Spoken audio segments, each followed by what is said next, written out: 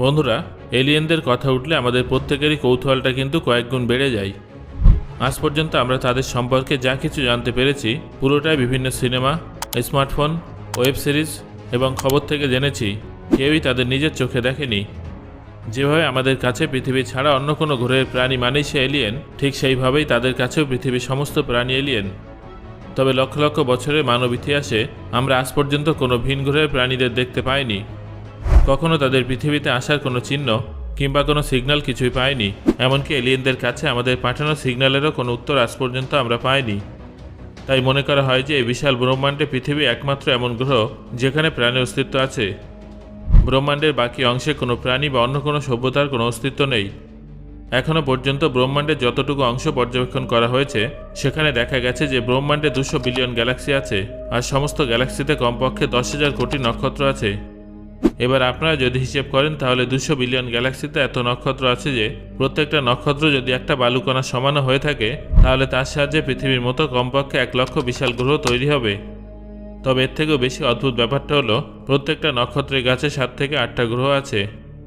তারপর আজ পর্যন্ত আমরা এমন একটা গ্রহ খুঁজে পাইনি যেখানে প্রাণের অস্তিত্বের সন্ধান পাওয়া গেছে কিংবা সেই সব গ্রহে বসবাসকারী সভ্যতা আমাদের সঙ্গে যোগাযোগ স্থাপন করার চেষ্টা করেছে। দেখলেন তো বন্ধুরা, এত গ্যালাক্সি গ্রহ নক্ষত্র থাকার পরেও ব্রহ্মাণ্ডে আসলে ফাঁপা। এর পেছনে কি কারণ আছে জানেন? কেন আমরা আজ পর্যন্ত কোনো এলিয়েন সভ্যতার সঙ্গে দেখা করতে পারিনি, কখনো ভেবে দেখেছেন? এই বিশাল ব্রহ্মাণ্ডে কি মানব সভ্যতা একাই থেকে যাবে? এলিয়েনরা কি এতটাই আধুনিক যে তারা আমাদের সঙ্গে যোগাযোগ করার প্রয়োজন মনে করে না? বন্ধুরা, এই সমস্ত প্রশ্নের উত্তর জানার জন্য ভিডিওটা শেষ পর্যন্ত অবশ্যই দেখুন। তাহলে চলুন শুরু করা যাক। পৃথিবী ছাড়া অন্য কোনো গ্রহে খুঁজে পাওয়া কোনো ধরনের জীবনকে আমরা এলিয়েন লাইফ বলে থাকি। যদি অন্য কোনো গ্রহে একটা ছোট ব্যাকটেরিয়াও জন্ম নেয় তাহলে তাকেও আমরা এলিয়েনই বলবো। আমরা যদি আমাদের সৌরজগতের সম্পর্কে কথা বলি তাহলে এখানে পৃথিবী ছাড়া অন্য কোনো গ্রহে প্রাণের অস্তিত্ব সম্ভব নয়। তবে এমন কিছু উপগ্রহ আছে যেখানে এখন নয়তো ভবিষ্যতে প্রাণের অস্তিত্ব গড়ে ওঠার সম্ভাবনা আছে, যেমন টাইটান, ইউরোপা ইত্যাদি ইত্যাদি। বন্ধুরা, 1961 সালে ডক্টর ফ্র্যাঙ্ক ড্রেক একটা ম্যাথামেটিক্যাল ইকুয়েশন দিয়েছিলেন যার সাহায্যে আমরা এটা জানতে পারি যে আমাদের গ্যালাক্সিতে কতগুলো এলিয়েন সভ্যতা উপস্থিত থাকতে পারে। আপনাদের হয়তো বিশ্বাস হবে না, কিন্তু এটা সত্যি যে ড্রেক ইকুয়েশন অনুযায়ী শুধুমাত্র আমাদের গ্যালাক্সিতে 5 কোটির বেশি এলিয়েন গ্রহ থাকতে পারে। তবে এখনও পর্যন্ত আমরা এর সপক্ষে কোনো প্রমাণ পাইনি। আমাদের গ্যালাক্সিতে 70,000 কোটি গ্রহ আছে।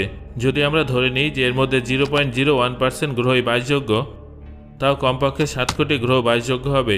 অর্থাৎ এটা বললে ভুল হবে না যে 7 কোটি গ্রহে প্রাণের অস্তিত্ব আছে। আমরা যদি ধরেও নিই যে এর মধ্যে মাত্র 0.01% গ্রহের এলিয়েন আমাদের তুলনায় অনেক বেশি আধুনিক, তাহলে তার মানে এটাই যে আমাদের গ্যালাক্সিতে কমপক্ষে 7,000 গ্রহ এমন আছে যেখানকার সভ্যতা আমাদের তুলনায় অনেক বেশি আধুনিক এবং প্রযুক্তিগত দিক থেকেও আমাদের তুলনায় অনেকটা এগিয়ে আছে। বন্ধুরা, এখানে সবথেকে বড় প্রশ্নটা হলো, যদি আমাদের গ্যালাক্সিতে 7,000-এর থেকেও বেশি আধুনিক সভ্যতা উপস্থিত থেকে থাকে তাহলে এখনও পর্যন্ত আমরা তাদের মধ্যে একজনকেও কেন দেখতে পেলাম না? বর্তমান সময়ে এটা সবথেকে বড় অমীমাংসিত একটা রহস্য বা প্যারাডক্স, যা ফার্মি প্যারাডক্স নামে পরিচিত। গ্যালাক্সিতে উপস্থিত সভ্যতাকে 3টে প্রধান ক্যাটাগরিতে বিভক্ত করা হয়েছে, যাকে কার্দাসেভ স্কেলও বলা হয়। এই স্কেল অনুযায়ী কোনো সভ্যতা এই 3টের মধ্যে কোনো একটা ক্যাটাগরির অন্তর্ভুক্ত হবে। এই 3টে ক্যাটাগরি হলো টাইপ 1 সিভিলাইজেশন, টাইপ 2 সিভিলাইজেশন এবং টাইপ 3 সিভিলাইজেশন। টাইপ 1 সিভিলাইজেশন হলো সেই সভ্যতা যারা তাদের গ্রহের সমস্ত এনার্জি ব্যবহার করতে জানে। আমরা এখনও সম্পূর্ণরূপে টাইপ 1 সিভিলাইজেশন হয়ে উঠতে পারিনি। টাইপ 1 সিভিলাইজেশন হতে এখনও আমাদের 100 থেকে 200 বছর সময় লাগবে। টাইপ 2 সিভিলাইজেশন হলো সেই সভ্যতা যারা তাদের গ্রহের সঙ্গে সঙ্গে প্যারেন্ট স্টারের সমস্ত এনার্জি ব্যবহার করতে জানে। বন্ধুরা, এখানে আমি আপনাদের ডাইসন স্পিয়ারের কথা বলছি। এটা হলো এমন একটা বিশাল আকার স্ট্রাকচার যেখানে একটা সভ্যতা তার নক্ষত্রের চারিদিকে মেটারের তৈরি একটা বিশাল বড় স্পেরিক্যাল স্ট্রাকচার তৈরি করে এবং সেই স্ট্রাকচারটা সেই নক্ষত্রের সমস্ত এনার্জি শোষণ করে নেয়। আমাদের গ্যালাক্সিতে প্রায় 7,000 টাইপ 2 সিভিলাইজেশন আছে বলে অনুমান করা হয়। আমাদের এখানে পৌঁছাতে 10,000 থেকে শুরু করে 1 লক্ষ বছর সময় লাগতে পারে। বন্ধুরা, এবার টাইপ 3 সিভিলাইজেশনের সম্পর্কে জেনে নিন। টাইপ 3 সিভিলাইজেশন অত্যন্ত আধুনিক হয়ে থাকে। সৌরজগতের পাশাপাশি সমস্ত গ্যালাক্সির উপরে এই সভ্যতার নিয়ন্ত্রণ থাকে। এই সভ্যতা এতটাই ক্ষমতাশালী হয় যে সমস্ত গ্যালাক্সির যে কোনো নক্ষত্র বা গ্রহ থেকে এনার্জি নিতে পারে। বিশেষজ্ঞদের মতে টাইপ 3 সিভিলাইজেশন ব্ল্যাক হোলের থেকে বেশিরভাগ এনার্জি সংগ্রহ করে। এই সভ্যতা আমাদের কাছে ঈশ্বরের তুলনায় কম কিছু নয়, কারণ যে সভ্যতা সম্পূর্ণ গ্যালাক্সিকে নিয়ন্ত্রণ করে সে তার নিজের ইচ্ছাতে যে কোনো গ্রহকে সৃষ্টি করতেও পারে, আবার ধ্বংসও করতে পারে। বন্ধুরা, এখানে ঘুরে ফিরে আবার সেই প্রশ্নটাই উঠে আসে, যে সমস্ত গ্যালাক্সিতে এত আধুনিক সভ্যতা উপস্থিত থাকার পরেও কেন আমরা এখনও পর্যন্ত তাদের দেখতে পাইনি। বন্ধুরা, এর পেছনে সম্ভাব্য ব্যাখ্যাগুলো আমি আপনাদের সামনে তুলে ধরছি। প্রথম ব্যাখ্যা অনুযায়ী এই ধরনের সভ্যতা আমাদের থেকে অনেক দূরে আছে। যেমনটা আমি আপনাদের আগেই বললাম যে আমাদের মিল্কি ওয়ে গ্যালাক্সিতে 7,000-এর অধিক এলিয়েন সভ্যতা থাকতে পারে। তবে এত বড় গ্যালাক্সিতে এই সভ্যতাগুলোর পরেও 70,000 নক্ষত্র উপস্থিত আছে, আর এই নক্ষত্রগুলো একে অপরের থেকে অনেক দূরে আছে।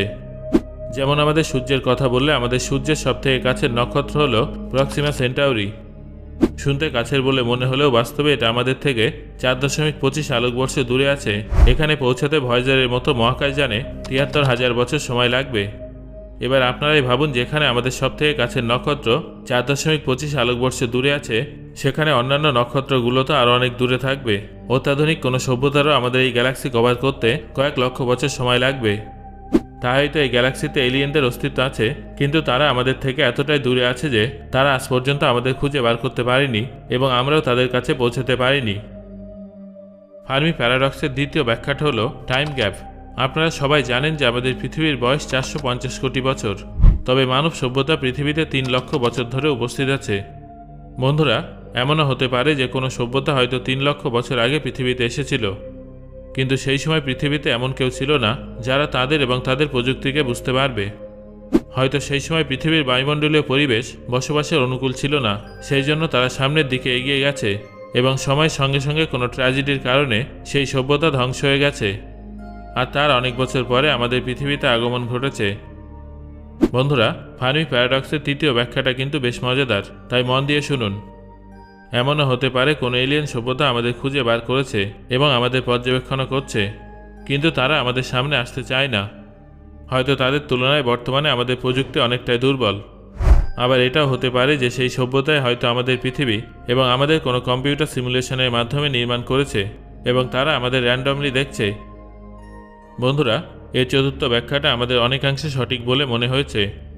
ফার্মি প্যারাডক্সের চতুর্থ ব্যাখ্যা অনুযায়ী হয়তো আমাদের কমিউনিকেশন সিগন্যাল মিলছে না। বিশাল বড় এই গ্যালাক্সিতে ভিন্ন ভিন্ন নক্ষত্র ভিন্ন ভিন্ন পরিস্থিতিতে আছে।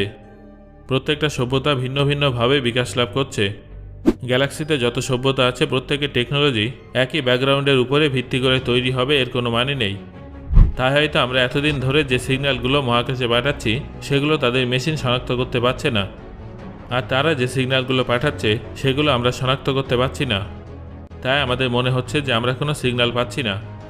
ধরুন কোনো টাইপ 2 সিভিলাইজেশন আজ থেকে 10 কোটি বছর আগে পৃথিবীতে কোনো সিগন্যাল পাঠিয়েছে এবং সেটা এখন আমরা রিসিভ করছি। তাহলে আমরা যদি এখন তাদের উত্তর পাঠাই, তাহলে আমাদের পাঠানো সেই সিগন্যালটা তাদের কাছে পৌঁছাতে 10 কোটি বছর সময় নেবে। ততদিনে হয়তো সেই সভ্যতার কোনো অস্তিত্বই থাকবে না। এই পরিস্থিতিতে আমরা কখনো এলিয়েনদের সঙ্গে যোগাযোগ স্থাপন করতে পারবো না। সো বন্ধুরা, আমি আশা করছি আজকের এই ভিডিও থেকে আপনি বুঝতে পারলেন যে কেন আমরা এখনও পর্যন্ত এলিয়েনদের সঙ্গে যোগাযোগ স্থাপন করতে পারিনি।